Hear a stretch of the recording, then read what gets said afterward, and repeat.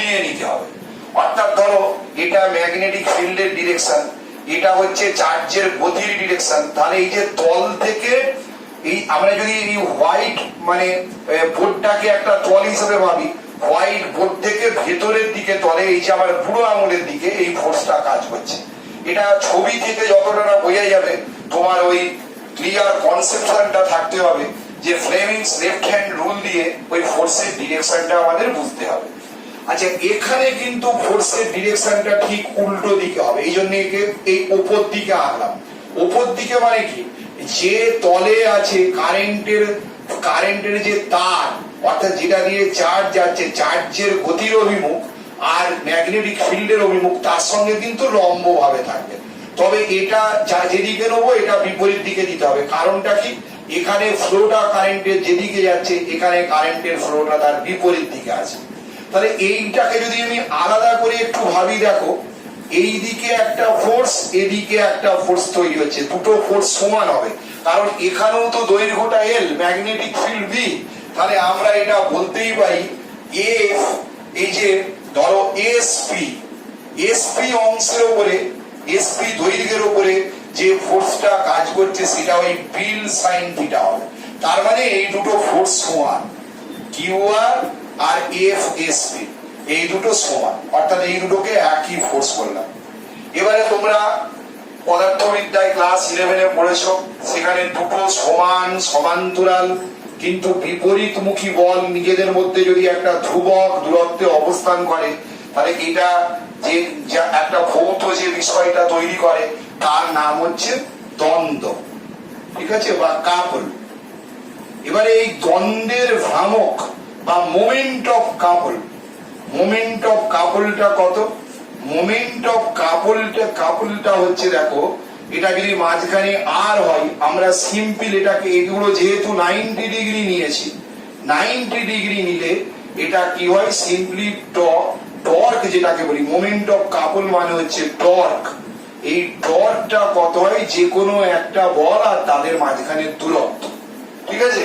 তাহলে এখানেও ক্রিয়াশীল টর্কটা কত হবে বলো, আমি ক্রিয়াশীল টর্কটা বার করছি, অর্থাৎ এই যে টর্ক কত কাজ করবে, টর্ক হচ্ছে দেখো ফোর্স আর তাদের মাঝখানে ডিসটেন্সটা কত বলো, এই ডিসটেন্সটা হচ্ছে ভি।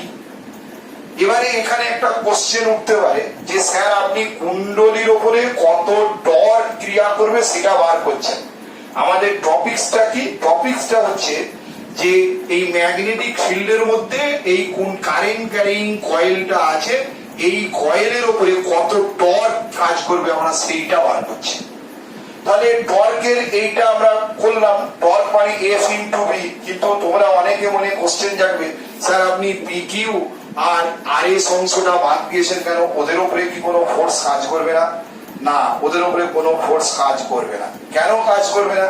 কারণ এই অংশের উপরে যে ফোর্সটা কাজ করবে, দেখো আমি যদি পি কিউ দিয়ে লিখি, আমরা ব্যাপারটাকে এইভাবে বলতে পারি, ধরো আই কারেন্ট যাচ্ছে, এটা দৈর্ঘ্য কিন্তু বি, এল নয়, দৈর্ঘ্য বি, কিন্তু মুশকিল হচ্ছে দেখো বি যেদিকে কারেন্টের অভিমুখ, তার মানে সাইন 0 ডিগ্রি, যেদিকে বি সেদিকেই আই যাচ্ছে, সাইন 0 ডিগ্রি, তার মানে এর উপরে ফোর্সটা 0 হয়ে গেল।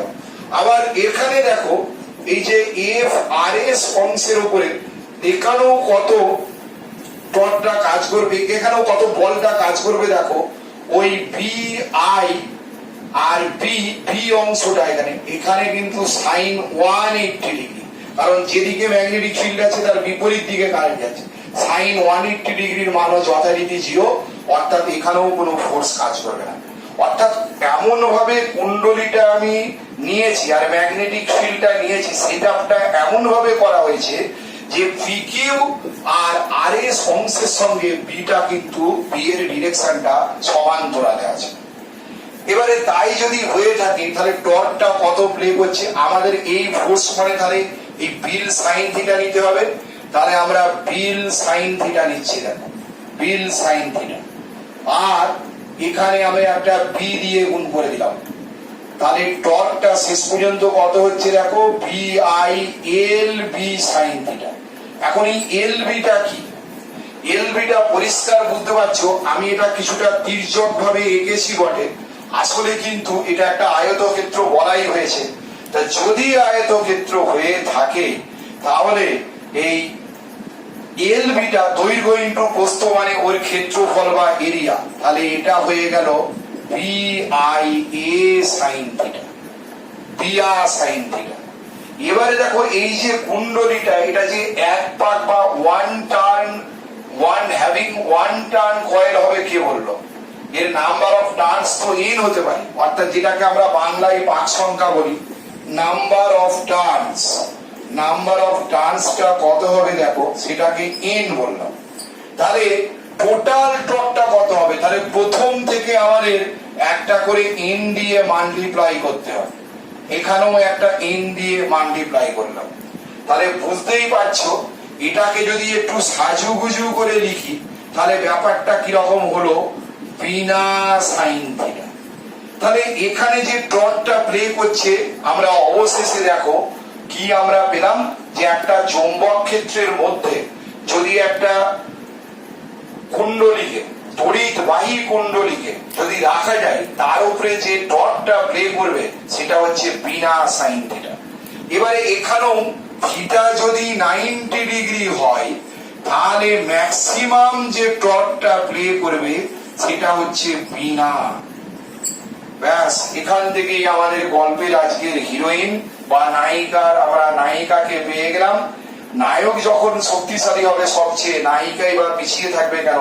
সেও তো ম্যাক্সিমাম একটা মানে তার ম্যাগনিটিউডটা থাকবে, তাহলে টর্কটা হচ্ছে ম্যাক্সিমাম টর্ক হচ্ছে বিনা।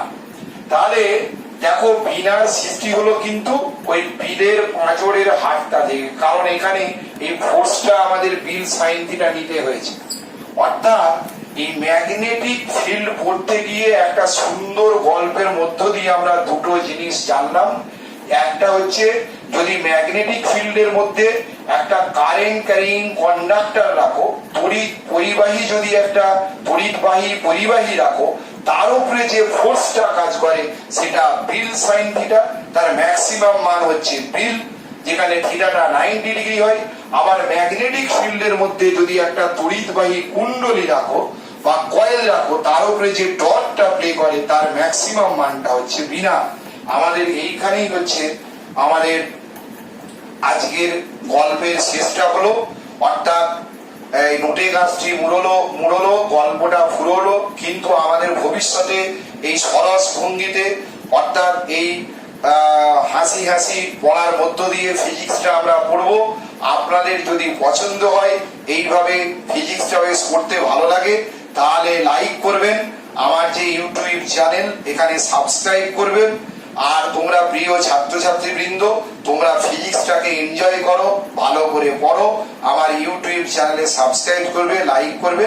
এই বলে আজকে পদার্থবিদ্যার এই অংশটা শেষ করছি।